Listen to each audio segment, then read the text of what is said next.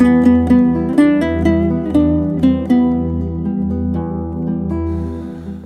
әкем 1955 жылы Мақтарал Киров деген жер бар, сол жерде дүниеге келген. Кейіннен енді ата қоныс деп осы Байгенжеге келіп, Байгенжеде кәдімгі мал шаруашылығы, ол кезде совхоздың кезі, сол совхозда еңбек еткен Дәрібаев Мұхамеджан Алымұлы. Ол кісі көз тірісінде бар енді шамасы келгенше өсірді, өндірді, 2 қыз 2 бала дүниеге әкеліп, анамыз екеуі бар маңдай терін осы балалар үшін төккен адам. Ал енді анам осы ол да жаңа қорғанның тумасы Түкібаева Гүлшәрі. Біздің енді алтын анамыз, алтын құрсақ. Ол кісі мынау Сунақ атаның тумасы. Енді алдымыздағы енді әкеміз кеше 12 жылы дүниеден озды. Бірақ енді жанымызда анамыз бар. Анамыз алтын бұлағымыз, әке Асқар тау дейді ғой. Керемет, жақсы, түпай-түпай жайлап, немере шөбере сүйіп. Енді шөбере емес, немерелері бар.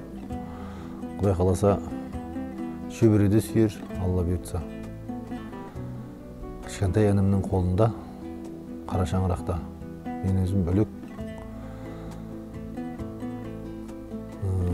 тұрып жатырмыз. Басқа әкем туралы айтатын көп әңгімелер бар ғой, бірақ енді жастайынан мал бағып, сол малдың жанында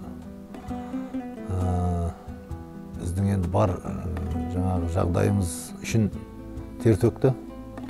Еңбектің, қара еңбектің адам болды ғой. Өлгенше сол енді біздің тілеуімізді тілеп, қайбір ата-ана болмасын солай ғой енді. Бірақ сонда да болса әкенің орны бөлек қой. Шыны керек, әкемді аға дедім. Енді анамды ана деген жоқпын, жеңше деген жоқпын. Енді апа деп айтқан екем кішкентай кезімде, бірақ ол менің есімде жоқ. Бірақ кейін ес біле келе әжемнің баласы болғасын. Енді атамды көрген жоқпын, бірақ әжемнің баласы болғаннан кейін әжеміздің жанында етегінде өстік қой. Бірақ енді әкені, әке шешені шеше құрлы көрмедім ба, бірақ енді сыйлаймын, жақсы көрем. Бірақ қасында әжең тұрғаннан кейін бата алмадық па, әптен әженің баласы болып кеттік. Кейіннен енді әжеміз кеше қайтқаннан кейін әкемізді қайттан папа дей бастадық. Анамызды мама дей бастадық. Бірақ енді менің бір есте қалатын өте бір керемет жағдай. Менің әкеммен бірге мал баққан кісі болды. Жайлауда бірге, қыстауда бірге, алаңсыз.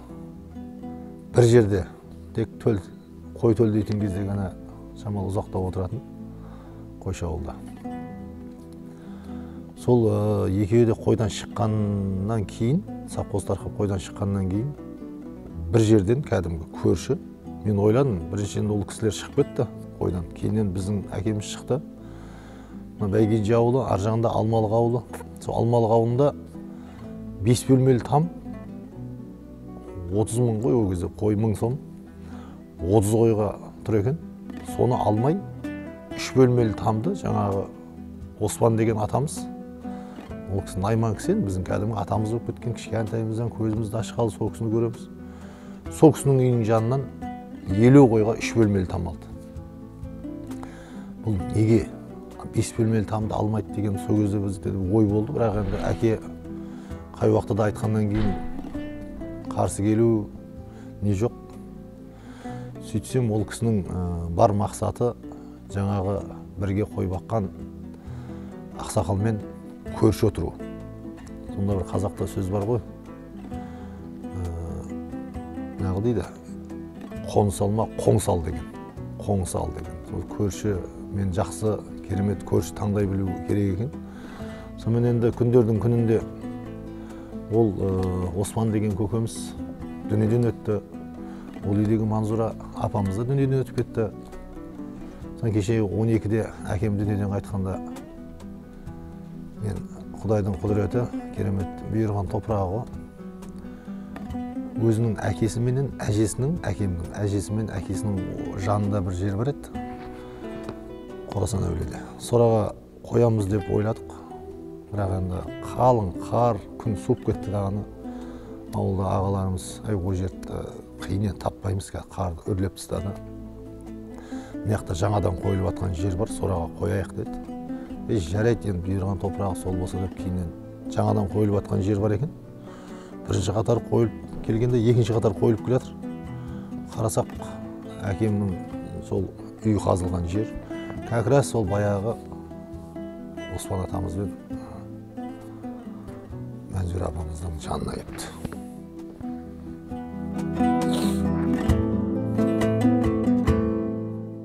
Енді Құдай көрші деген соның шықса керек. Құдай көрші өтіп кетті.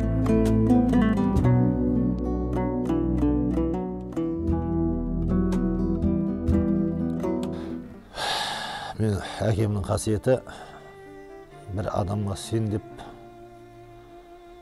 артық қатты сөйлегенін көрген жоқпын. Тек әйтеуір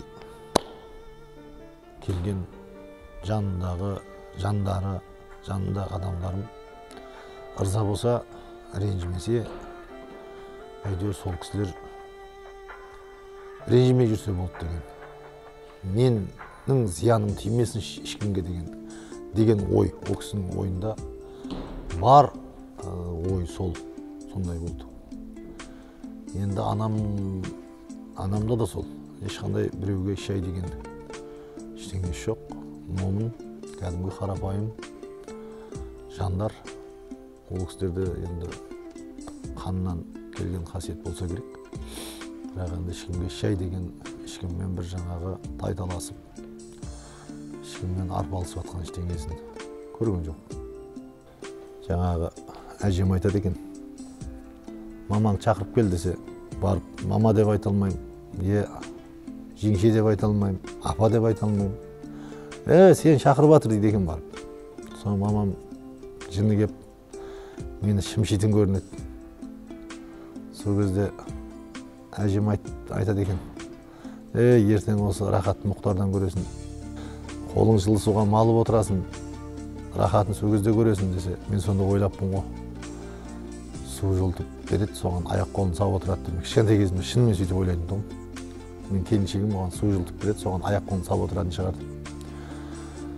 Біз кейіннен әзілдеп, кейіннен айтып жүрміз ғой. Талзөңкей жуып, кішкентай немере шөберенің жаялығын жуып отырады екен ғой жылы суға. Сол екен ғой қолын жылы суға малып отырған деп айтады. Кейіннен ойланып жатырмыз ғой. Енді әкем сол көз тірісінде бәрімізді аяқтандырып, бәрімізді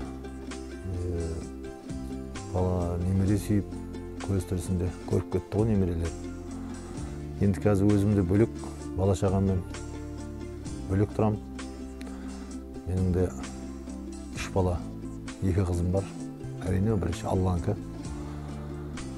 Құдай қаласа, үлкен қызым студент, биыл енді мектепті бітіріп, Түркістанға өзім білім алған орда халықаралық Қазақ-Түрік университетіне, дәстүрлі ән факультетіне оқуға түсті, өзімнің жолымды қуып. Қыз балаға енді өнер жолы ауырлау, бірақ сонда да болса өзінің қалауы сол болды. Енді Алла қаласа, ары қарай өмір жолын жайлап жалғастырар, өзінің сүйген мамандығы. Одан кейінгі сол 3 балам бар. Өзім кішкентай қызым бар. Сол Алла берген 5 балапанмен өмір сүріп жатырмыз. Негізінде әке асқар тау ғой. Ол әкеге ешқандай баға жетпес, ешқандай шың жетпейтін. Әке асқар тау, ана бұлақ. бала, немере, шөбере жанындағы құрақ дейді ғой. Шынында адам өмірге келгесін ұрпағымен, бақытты ұрпағымен мың жасайды деген керемет сөз бар. Сол сияқты ата-анаңа не істесең алдыңа сол келеді дейді. Сондықтан ата-анамызды тірісінде бағалап, тірісінде қадірлеп, тірісінде бар қолымыздан келген жақсылықты қолдан келсе барынша жасаған дұрыс деп ойлаймын. Өйткені ондай баға жетпес алтындар бір күні болмаса бір күні ғайып болып кетуі мүмкін. Сондықтан ата-анамызды қадірлейік.